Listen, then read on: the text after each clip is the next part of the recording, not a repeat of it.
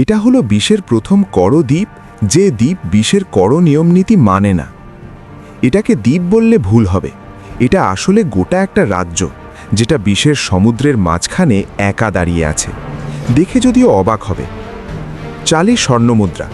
এই রাজ্য ফ্রান্সের পশ্চিম উপকূলে থাকলেও ফ্রান্স সরকার কখনোই এই রাজ্যের ওপর হস্তক্ষেপ করতে পারেন না।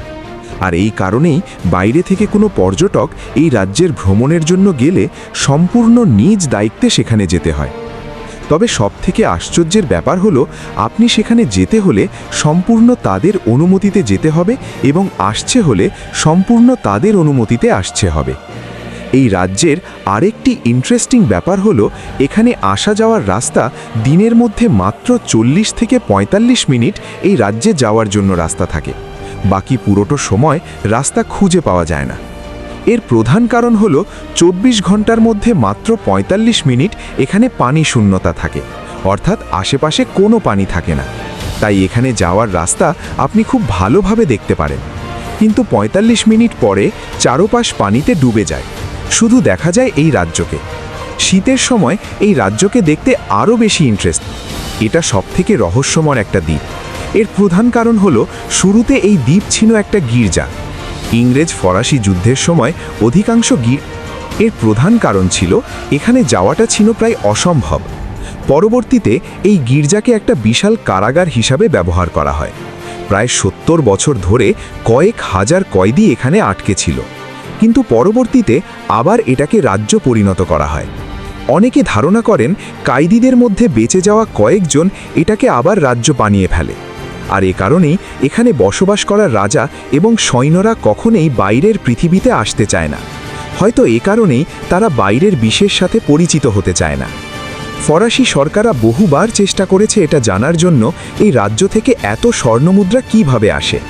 অনেক বিশেষজ্ঞের ধারণায় ফরাসি যুদ্ধের সময় এখানে প্রচুর পরিমাণে স্বর্ণমুদ্রা মজুত করা হয়েছে।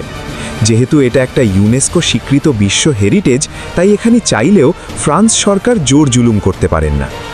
এই রাজ্যে ভিডিও করা সম্পূর্ণ নিষিদ্ধ হলেও কিছু পর্যটক নিয়ম না মেনে ভিডিও করে থাকেন, আর সেখান থেকেই দেখা যায়।